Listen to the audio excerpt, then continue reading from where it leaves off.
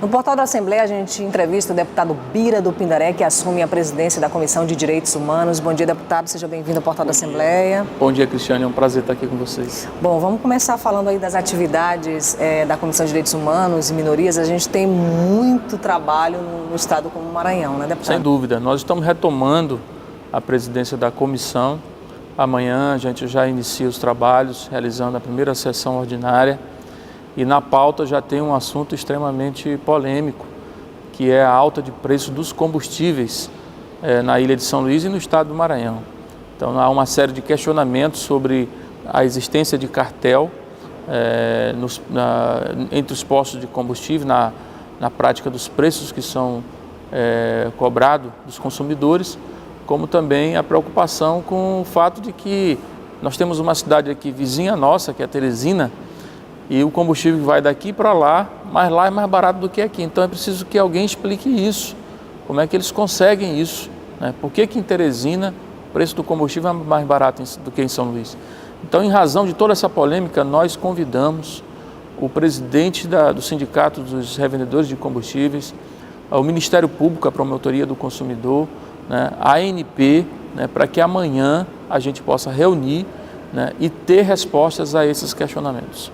Bom, deputado, então existe um pedido aí da CPI por parte do deputado Otelino Neto de implantação da CPI dos combustíveis, né? Quer dizer, essa discussão toda já é um passo aí do parlamento atuando aí para discutir essa questão e trazer essa questão para discussão. Né? Perfeitamente. Então a proposta do deputado Otelino, que inclusive tem também o nosso apoio, né, ela vem somar nessa direção, né? Ela reforça e mostra para os revendedores de combustíveis, os donos de postos, que é muito melhor o caminho do diálogo, né, com a sociedade, do que simplesmente silenciar em relação a essas questões, porque o silêncio vai reforçar a necessidade de uma CPI e isso pode custar muito mais caro aos empresários do ramo.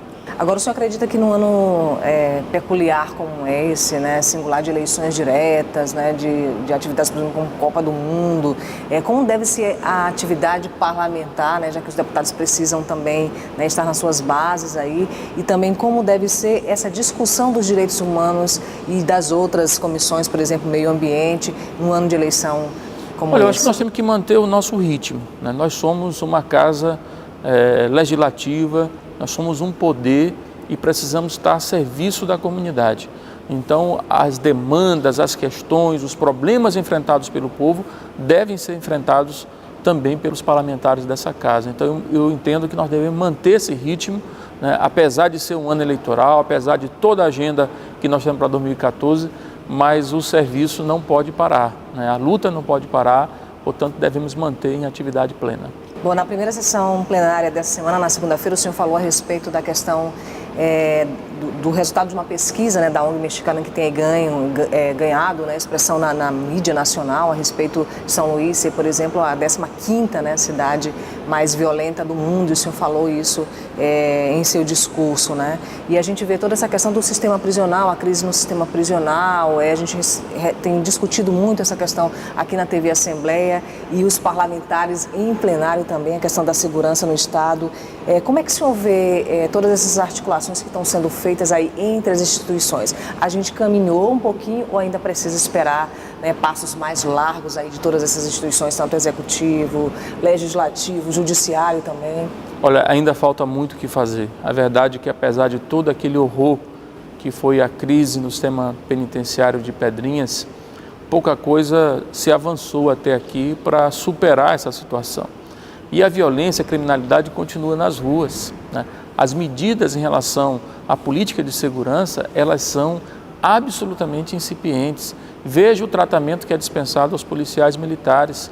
Eles estão sendo desmotivados, né, no que diz respeito à sua ação enquanto servidores públicos, né, porque são discriminados em relação à política de salários. Os servidores civis tiveram 18%, e só concederam aos policiais militares 7%.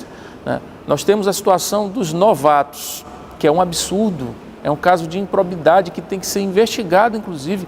Eles cumpriram escala de serviço, fizeram um trabalho de policiamento ostensivo no carnaval, sem nomeação. né? Ou seja, completamente expostos aos riscos, né? Sem nenhum tipo de proteção por parte do Estado.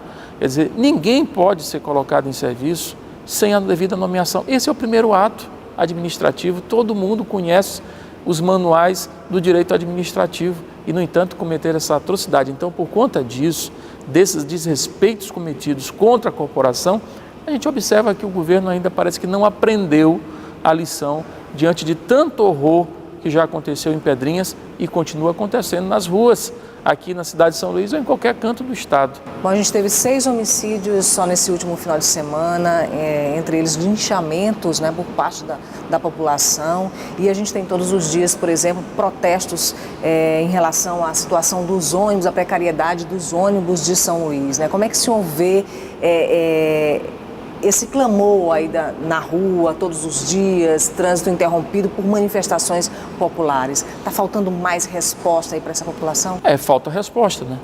Nós não temos como culpar a comunidade, né? Porque a responsabilidade são dos governos, né? Os governos precisam responder à população nas suas demandas e a população está cada vez mais consciente dos seus direitos e por isso reage da forma em que é possível reagir. É claro que quando se interrompe uma via pública, isso sempre causa transtorno, mas imagine o transtorno das pessoas que todos os dias têm que enfrentar os mesmos problemas nas mais diversas áreas de serviço público, no transporte, na saúde, na educação, na segurança. Então, realmente, a gente precisa buscar soluções que sejam efetivas, né, para as necessidades da população. Deputado, agora no dia 30, né, no final do mês agora, a gente tem um marco aí, que é a questão dos 50 anos do golpe militar, um atentado aí, né, ao nosso direito e a questão da democracia, a liberdade, né? E no dia 3 de abril há uma atividade parlamentar aqui, onde homens e mulheres, né, que sofreram, né, com a ditadura militar, devem ser homenageados aqui por esta casa. Fala um pouquinho para a gente a respeito disso. Bom, é uma iniciativa nossa, né, de fazer essa sessão solene, já foi aprovada pelo plenário da casa, no sentido de homenagear as pessoas, né, homens e mulheres que lutaram contra o golpe, que está completando 50 anos agora, e lutaram contra a ditadura militar, né? Então, realmente é um momento importante de se fazer esse debate, mesmo porque há setores na sociedade, né, que estão, em razão até das dificuldades que a gente enfrenta no país, defendendo, de certa forma, a volta da ditadura, né? Vimos até marchas, agora a Marcha da Família, recuperando o que aconteceu naqueles momentos que antecederam o golpe de 64, que houve essas marchas da família que respaldaram o golpe na época, né? Mas de maneira equivocada, porque isso não é a solução. Como é que a gente pode ver esse fenômeno social? A gente pode falar aí de uma esquizofrenia da sociedade, uma fragilidade das instituições, a presença das instituições. Não deixa de ser, é uma crise de memória, inclusive, porque o que aconteceu nesse país, as atrocidades, né, o cerceamento das liberdades, todas elas, né, é algo que a gente não quer que retorne, sem falar das agruras de quem passou pelos porões da ditadura, sofrendo torturas, prisões ilegais, exílios, etc. Quer dizer, essa que é a solução, né? Mas que horror é esse? Que mentalidade é essa? Então eu fiz questão de propor uma sessão solene que é para fazer o movimento no sentido contrário, de dizer que nós não queremos que esse tempo volte. Se os problemas existem no nosso país, nós temos que buscar outro caminho para resolvê-los, mas não usar aquilo que a gente já comprovadamente sabe que não vai resolver, vai piorar a nossa situação. Inclusive aqueles que hoje fazem marcha devem saber que na ditadura marcha não era permitido, né? Ninguém tinha o direito de expressar sua opinião, né? Era proibido. Então nós queremos isso, nós queremos andar para trás, nós não somos caranguejo, nós temos que andar para frente e é isso que nós temos que buscar. Bom, que avaliação que a gente pode fazer hoje do trabalho da Comissão da Verdade que a gente está fazendo? Olha, demos uma contribuição singela, dentro das limitações da instituição da Assembleia Legislativa, porque o que nós fizemos foi montar uma comissão especial, que tem prazo limitado, de 6 meses, renovado por mais 6. Foi o ano passado. Fizemos durante um ano, né, demos oportunidade a quem quis vir contar a sua história, para que a gente pudesse oferecer isso como uma contribuição à Comissão Nacional da Verdade. Isso foi feito, ouvimos 17 pessoas, são 17 depoimentos. Entre esses depoimentos há casos de tortura, prisões ilegais, censura, tudo isso está devidamente relatado e entregue nas mãos da Comissão Nacional da Verdade. Eles é que vão produzir um relatório final para entregar à sociedade. O prazo deles é esse ano. Então, aquilo que a gente podia fazer, singelamente, modestamente, nós fizemos. Poderíamos ter feito mais? Poderíamos, se houvesse um esforço mais concentrado da sociedade e uma participação do governo. Mas, infelizmente, o governo aqui não se motivou, não teve interesse de criar uma comissão da verdade no estado do Maranhão, como há em outros estados. Aqui o que nós tivemos foi uma comissão parlamentar, né, especial, com esse fim exclusivo de subsidiar a Comissão Nacional.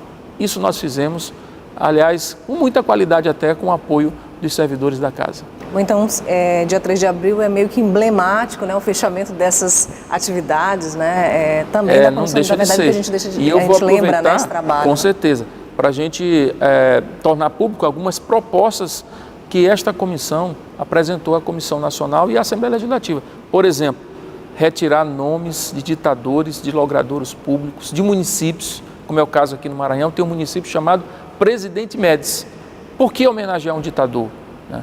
Então, nós vamos propor que esse município mude de nome, volte para o nome do seu povoado de origem, que era Santa Teresa.